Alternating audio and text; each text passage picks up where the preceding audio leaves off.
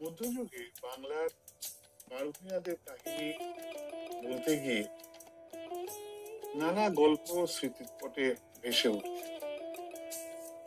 এই গল্পগুলো বারভূঞাদের পরিবার সংক্রান্ত এবং আহ, সেই সময়ের বিভিন্ন বিচিত্র গল্প। এই বিচিত্র গল্পগুলো বা কাহিনীগুলো একাধারে যেমন রোমাঞ্চকর, বিস্ময়কর এবং অনেক কাহিনী এরকম যেগুলো অত্যন্ত মর্মস্পর্শীও বটে। বাংলার বারভূঞার গল্প প্রসঙ্গে আজ তেমনি একটি কাহিনী বলবো। যশোররাজ প্রতাপাদিত্য তার কন্যা বিন্দুমতির বিবাহ দিয়েছিলেন চন্দ্রদ্বীপ রাজ রামচন্দ্রের সঙ্গে। সেই উপলক্ষে মহা সমারোহে রামচন্দ্র যশোরে এলে মহারাজ প্রতাপাদিত্য তাকে অত্যন্ত সমাদরের সঙ্গে তাকে গ্রহণ করেন এবং তার প্রাসাদে নিয়ে যান। তারপর এই বিবাহ সম্পন্ন হয়। এরপর বরবধূকে অত্যন্ত আদরের সঙ্গে বাসর ঘরে নিয়ে যাওয়া হয়। কথিত আছে যে এই বিবাহ চলাকালীন সময়ে রামচন্দ্রের এক বিদূষক রামাই ভাট স্ত্রীলোকের পোশাক পরে রাজ অন্তঃপুরে গোপনে প্রবেশ করে সেখানে প্রতাপাদিত্যের মহিষী এবং তার অনুচরীদের অপমান করে বসে। সেই সংবাদ আর চাপা থাকে না এবং সেটা ক্রমেই প্রতাপাদিত্যের কানে পৌঁছায়। সেই সময় তিনি এই ঘটনা শুনে এত ক্রুদ্ধ হন, হিতাহিত জ্ঞান শূন্য হয়ে রাগে উন্মত্ত হয়ে তিনি রামচন্দ্রের অর্থাৎ সদ্য বিবাহিত সেই তার মেয়ের জামাতা, তার নিজের জামাতার প্রাণবোধের নির্দেশ দেন। এই সময় বাসর ঘরে রামচন্দ্র সমস্ত সংবাদটি জানতে পারে। রামচন্দ্রের বিশ্বস্ত সেনাপতি বা রক্ষী দলের যিনি প্রধান ছিলেন, এই মহাবলশালী রামমোহন পাল তার রক্ষী বাহিনী নিয়ে সেই সময় প্রাসাদের বাইরে অবস্থান করছিল। রামচন্দ্র কিভাবে এই সংবাদ পেয়েছিলেন তা নিয়ে অবশ্য কিছু মতভেদ রয়েছে। কেউ বলেন যে স্বয়ং বিন্দুমতি নাকি এই সংবাদটি তার স্বামীকে জানিয়েছিলেন, আবার কেউ বলেন যে প্রতাপাদিত্যের কাকা বসন্ত রায় এই খবরটি রাজা রামচন্দ্রকে জানান। যাই হোক, রামচন্দ্রের রক্ষী দল যেহেতু প্রাসাদের বাইরে ছিল, তাদের কাছ থেকে কোনো সাহায্যই পাওয়া যাবে না ধরে নিয়ে রামচন্দ্র অত্যন্ত নিরুপায় এবং শঙ্কিত হয়ে পড়ল। এদিকে রামচন্দ্র যাতে কোনোভাবেই তার রাজধানীতে ফিরতে না পারেন, সেই জন্য রাজধানীর প্রবেশ করতে হলে যে খালের মধ্যে দিয়ে যেতে হয় তা আগাগোড়ায় কাঠের গুঁড়ি ফেলে সেটাকে অবরুদ্ধ করা হলো। যাই হোক, রামচন্দ্র যখন নিজের মৃত্যু নিশ্চিত জেনে অসহায় ভাবে নিজের মুক্তির খোঁজ করছেন, কথিত আছে সেই সময় তিনি বিন্দুমতি অথবা বসন্ত রায়ের সহায়তায় প্রাসাদ থেকে গোপনে বের হয়ে নিজের রক্ষী দলের কাছে পৌঁছতে সক্ষম হন। এই সময় রামমোহন রামচন্দ্রের কাছ থেকে সমস্ত বৃত্তান্ত শুনে তার নিজের অধীনস্থ লোকেদের সাহায্যে একটা ৬৪ দাঁড়ের পোষা নৌকো এনে সেই খালের মধ্যে রাখা কাঠের গুঁড়ির ওপর দিয়েই তাকে বিদ্যুৎ গতিতে চালনা করে রামচন্দ্রকে প্রতাপাদিত্যের রাজত্বের সীমার বাইরে এনে তোলে।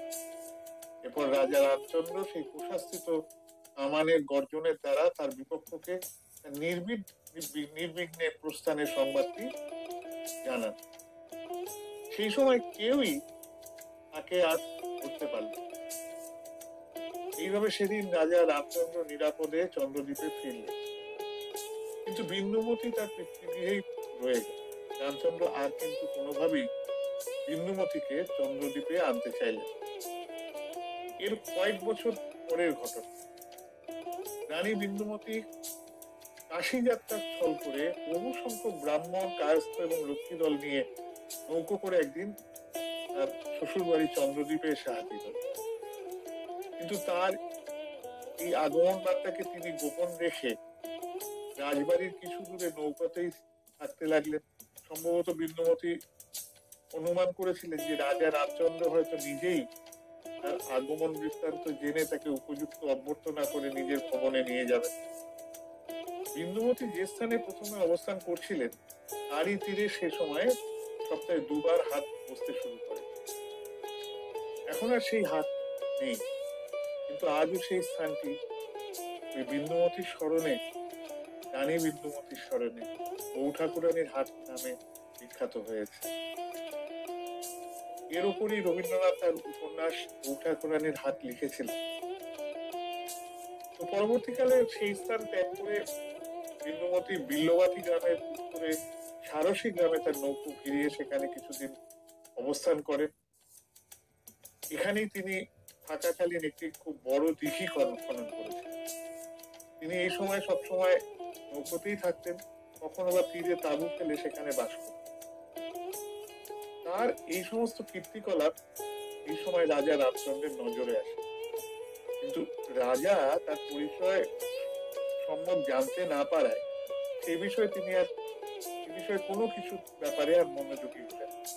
ক্রমে ক্রমে রাজ অন্তঃপুরে বিন্দুমতীর পরিচয় প্রকাশ পেলে রাজমাতা স্বয়ং তার পুত্রবধূকে নিজের ভবনে নিয়ে যাবার জন্য বিন্দুমতীর নৌকোয় এলেন।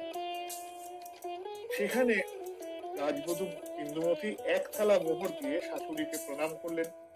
এবার রাজমাতা যত মহা সমারোহে বিন্দুমতীকে নিজের ভবনে নিয়ে গেলেন, কিন্তু পুত্র রামচন্দ্রের মনে তার শ্বশুর এবং তার শ্বশুর বাড়ি সম্পর্কে যে রকম ধরনের বিতৃষ্ণা জন্মেছিল তার আর পরিবর্তন হলো।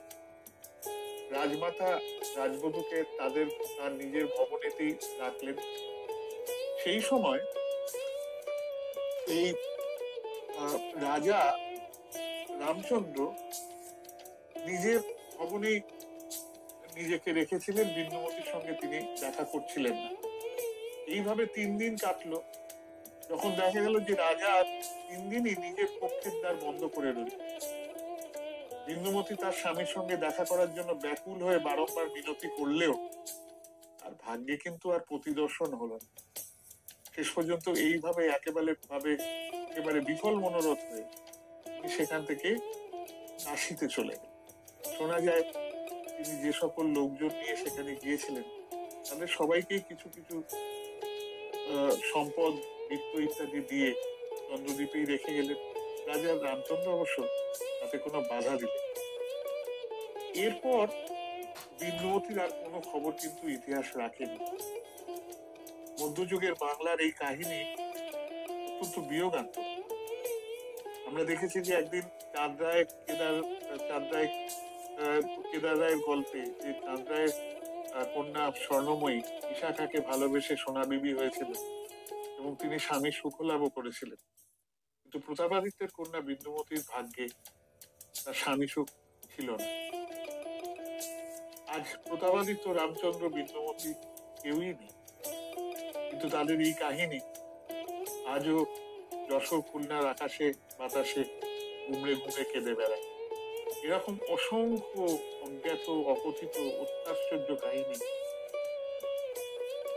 আজও বাংলাদেশের আকাশে বাতাসে ছড়িয়ে আছে। এগুলো সম্পর্কে বাঙালি আজ সম্পূর্ণ বিস্মৃত। এরকম আরো কাহিনী নিয়ে এই বারভূঁইয়াদের গল্প প্রসঙ্গে পরবর্তী পর্বগুলিতে নিয়ে আসার চেষ্টা করব। আজ এখানেই শেষ করছি।